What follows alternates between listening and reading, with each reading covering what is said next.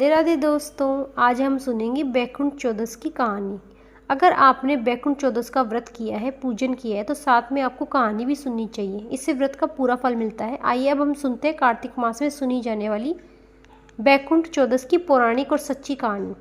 एक बार बहुत छोटा सा गाँव था। उस गाँव में एक राजा की 2 बेटियाँ थीं। एक बार राजा ने अपनी दोनों बेटियों से पूछा कि तुम किसके भाग्य का खाती हो। तो बड़ी बेटी बोली कि पिताजी मैं तो आपके भाग्य का खाती हूँ। लेकिन छोटी बेटी सुगंधा बोली कि पिताजी मैं तो अपने भाग्य का खाती हूँ। उस दिन अपनी छोटी बेटी की बात सुनकर राजा को बड़ा क्रोध आया। राजा अपनी मन ही मन सोचने लगा कि मैं कमाता हूँ, इन सबके खिलाता हूँ, अच्छे से अच्छा कपड़ा गहना पहनाता हूँ, फिर भी ये कहती है कि मैं अपने भाग्य का खाती हूँ। दूसरे दिन राजा ने अपने विश्वास पात्र मंत्री को बुलवाया और उससे कहा कि तुम 2 लड़के जल्दी से जल्दी ढूंढो। राजा बोला, एक लड़का तो ऐसा ढूंढो जो नामी गिरामी राजा का पुत्र हो, और दूसरा ऐसा लड़का ढूंढो जो गरीब से गरीब भिखारी कंगाल ढूंढ कर लाओ। मैं अपनी दोनों बेटियों का विवाह करना चाहता हूँ। तब उस मंत्री ने 2 लड़के ढूंढे। राजा ने अपनी बड़ी बेटी की शादी धूमधाम से की। उसे बहुत सारा सोना चांदी, कपड़े गहने बर्तन, दास दासियाँ, हाथी घोड़े ऊँट हाथी रथ सब दिए। लेकिन छोटी बेटी की शादी साधारण तरीके से करी, एक भिखारी से कर दी और दहेज में उसे मात्र केवल बोरी के टाट के कपड़े पहनाकर विदा कर दिया। यह सब छोटी बेटी के साथ हुआ। लेकिन छोटी बेटी सुगंधा फिर भी मुस्कुराते हुए अपने माता पिता को प्रणाम करके विदा ले ली। जब छोटी बेटी सुगंधा अपने ससुराल में आई तो उसने देखा कि उसका टूटा फूटा घर आंगन था। आंगन में 5 मिट्टी के चूल्हे बने हुए थे और 5 अलग अलग झोपड़ियाँ बनी हुई थी। ससुराल में सुगंधा की आवभगत करने वाला कोई नहीं आया। उस रात्रि सुगंधा को भूखे ही सोना पड़ा। सुबह जब वह सोकर उठी तो उसने पूछा, ये 5 चूल्हे किसके हैं। तब सुगंधा के जेठ ने कहा कि बहू हम 5 भाई हैं, तुम हमारे 5वें छोटे भाई की दुल्हन हो और हम इन 5 झोपड़ियों में अलग अलग रहते हैं और इन 5 में हम अपना अलग अलग भोजन बनाते हैं। सुगंधा ने अपने बड़े जेठ से पूछा कि इन 5 चूल्हों में से आपका चूल्हा कौन सा है। तब जेठ ने इशारे से बताया कि वह कोने वाला चूल्हा मेरा है। तब 5 भाई झोली लेकर के जाने लगे। तब सुगंधा ने अपने बड़े जेठ से पूछा कि आप सब कहाँ जा रहे हैं। जेठ ने कहा कि बहू हम सब तो भिखारी हैं और भीख मांगने जा रहे हैं। उस समय सुगंधा उनसे कुछ भी नहीं बोली। उनके जाने के बाद सुगंधा के बड़े जेठ के चूल्हे को छोड़कर सारे चूल्हे तोड़ दिए और सभी झोपड़ियों की और आंगन की सफाई कर पूरे आंगन में कुंवारी केकड़ी के गोबर और पीले मिट्टी से लीपा और सुंदर सुंदर मांडे बनाए। जेठ के चूल्हे को भी मिट्टी से लीपा और फिर वह नहा धोकर आंगन में बैठ गई और अपने चारों जेठ और पति का इंतजार करने लगी। शाम को वे सभी आए। सबकी झोली में थोड़ा थोड़ा आटा था। सुगंधा ने कहा कि आप कहाँ गए थे। तो जेठ ने कहा कि बहू हम तो भिखारी हैं, हम तो भीख मांगने गए थे और हमारा कोई काम आता भी नहीं है। सुगंधा ने कहा कि आप अपनी झोलियों को यहाँ रख दीजिए और आप सभी तालाब पर स्नान करके आइए और आते समय ठाकुर जी के मंदिर में दर्शन करके आना। तब तक मैं आप सबके लिए खाना बनाती हूँ। जब भी सभी भाइयों ने घर आंगन को साफ सुथरा देखा तो उन्हें अच्छा लगा। तभी एक जेठ बोला कि इसने हमारे चूल्हे क्यों तोड़े, यहाँ तो सिर्फ एक ही चूल्हा दिखाई दे रहा है। तब सुगंधा ने कहा कि आज से हम एक ही चूल्हे पर भोजन बनाएंगे। रोज मैं भोजन बनाऊंगी और आप सब भोजन करना। बड़ा जेठ कुछ समझदार था। उसने कहा कि जैसा बहू कहेगी हम वैसा ही करेंगे, इसलिए तुम सब मेरे साथ तालाब पर चलो, हम स्नान करके ठाकुर जी के दर्शन करके आएंगे। 5 भाई महीनों तक नहाते धोते नहीं थे। उनकी दाढ़ी मूछ बड़ी हुई थी। सबसे पहले उन्होंने दाढ़ी मूछ कटवाई, फिर तालाब पर रगड़ रगड़ कर स्नान किया। साफ कपड़े पहने आते समय वे मंदिर में दर्शन करने के लिए गए।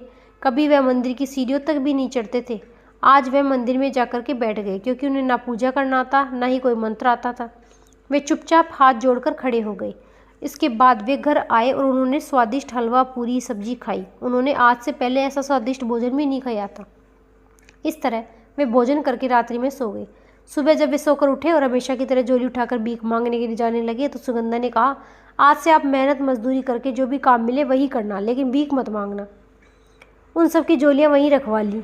तब बड़े भाई ने सुगंधा से कहा कि बहू हमें तो कोई काम करना भी नहीं आता, हम क्या काम करें। सुगंधा ने कहा कि जो भी काम मिले आप वही करना, लेकिन भीख मत मांगना।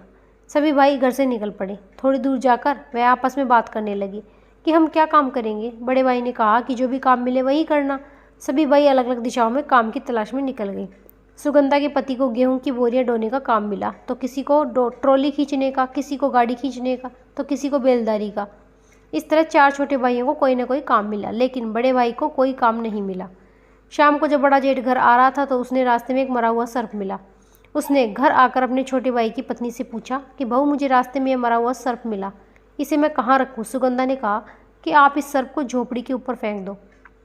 इस तरह से 5 भाइयों ने भीख मांगना बंद कर दिया और वे मेहनत मजदूरी करके रहने लगे। तब एक दिन नगर में यह खबर आग की तरह फैल गई कि रानी का 9 लाख का हार कोई चोर चुरा कर ले गया। जिसे भी मिले वह वापस लौटा दे तो राजा ने उस मुंह मांगा इनाम दे देगा। उसी दोपहर में एक चील उन 5 भाइयों की झोपड़ी के ऊपर से गुजर रही थी तो उसकी चोंच में रानी का 9 लाख का हार था।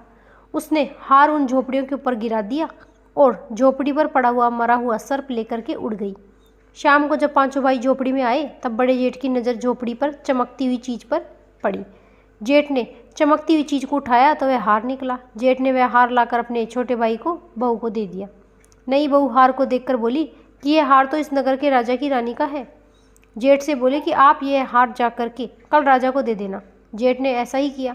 दूसरे दिन जेठ इस हार को लेकर राजा के महल में गया और पूरी बात बताई कि यह हार एक चील लेकर उड़ गई थी और वह हमारी झोपड़ी पर गिराकर चली गई। राजा रानी हार को देखकर बहुत खुश हुए।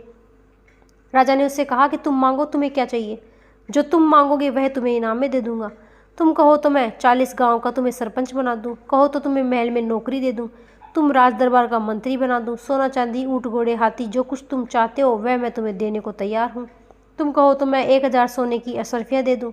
बोलो तुम्हें क्या चाहिए? तब जेठ बोला कि महाराज मुझे मांगना नहीं आता, मैं अपने छोटे भाई की पत्नी से पूछ कर बताऊँगा। तब राजा ने कहा जैसा तुम चाहते हो वैसा ही होगा। जेठ घर आया और घर आकर पूरी बात बताई। अब छोटे भाई की पत्नी को बताई। तब सुगंधा अपने जेठ से बोली कि आप राजा जी से कहना कि वे बैकुंठ चौदस के दिन पूरे नगर में कोई भी दीपक ना जलावे, यहाँ तक कि हे महाराज आपके महल में भी कोई दीपक ना जलावे, पूरे नगर में अंधेरा रहे, बस मैं यही चाहता हूँ। तब जेठ ने जाकर राजा को अपने छोटे भाई की पत्नी वाली पूरी बात बता दी। राजा ने कहा कि बस इतनी सी बात, मैं तुम्हारी बात का मान रखूँगा, पूरे नगर में ही नहीं महल में भी दीपक नहीं जलाऊंगा। तब राजा ने पूरी नगरी में यह ढिंढोरा पिटवाया कि कोई भी बैकुंठ चौदस के दिन दीपक न जलावे, सभी अपने घर घरों में अंधेरा रखे। तब उसके बाद बैकुंठ चौदस का दिन आया। बैकुंठ चौदस के दिन पूरी नगर में अंधेरा था, यहाँ तक कि राजा के महल में भी। उस दिन सुगंधा ने पूरी झोपड़ी में सफाई करी और पूरी झोपड़ी में दीपक जलाए। जगह जगह उसने मांडे मांडे केसर की अगरबत्ती जलाई। शाम हुई, रात हुई। बैकुंठ चौदस की रात्रि को माता लक्ष्मी बैकुंठ से नीचे उतरी। पूरी नगरी में अंधेरा था, सिर्फ एक झोपड़ी ही जगमगा रही थी। माता लक्ष्मी गिरती पड़ती लहू लुहान हो गई। अंत में वे सुगंधा की झोपड़ी पर गई और दरवाज़ा खटखटाया और अंदर से सुगंधा ने कहा कि कौन है? तो माता लक्ष्मी बोली कि मैं इस घर की बेटी हूँ। तब सुगंधा ने कहा कि आप यहाँ से जाइए, यहाँ तुम्हारे लिए खाने को कुछ नहीं है, तो खुद ही बहुत गरीब है।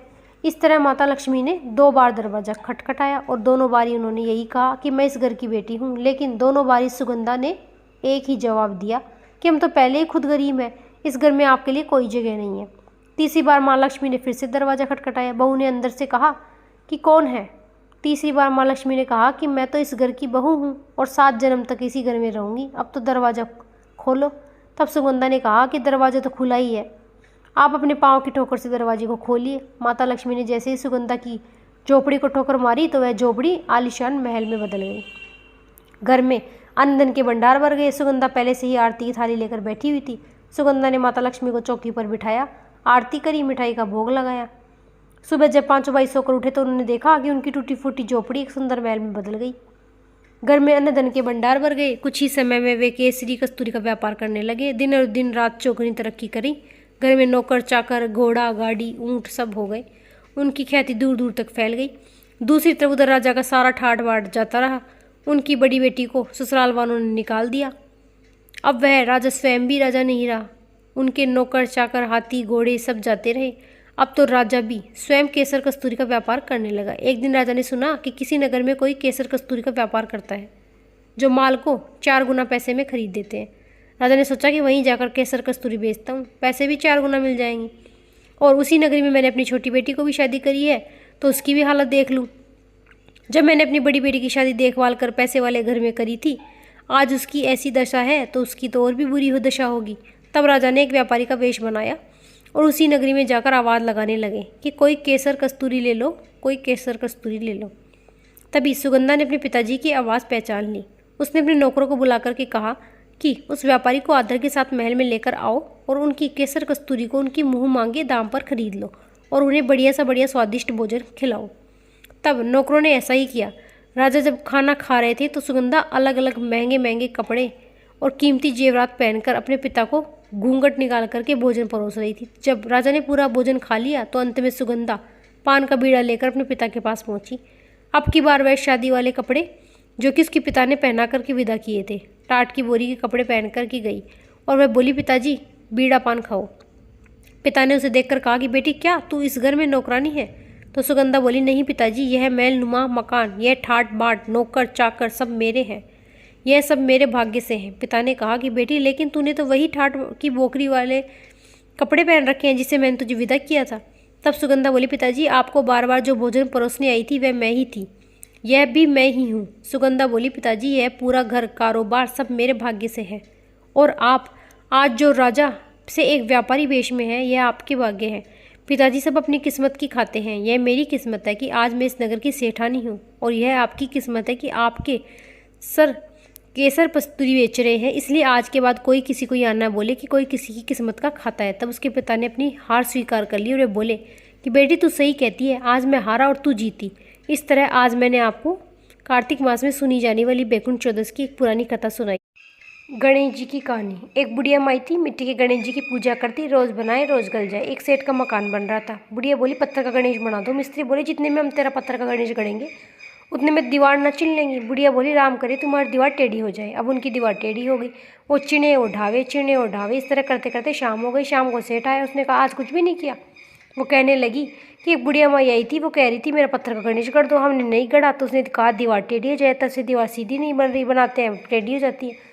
सेठ ने बुढ़िया बुलवाई। सेठ ने कहा हम तेरा सोने का गणेश कर देंगे, हमारी दीवार सीधी कर दो। सेठ ने बुढ़िया की सोने का गणेश सीधा कर दिया, कर दिया। सेठ की दीवार सीधी हो गई। जैसे सेठ की दीवार सीधी करी वैसे सबकी करना। कहते सुनते हुकारा भरते सबकी करना। बोलिए गणेश जी महाराज की जय, बोलिए कार्तिकेय भगवान की जय। राधे राधे।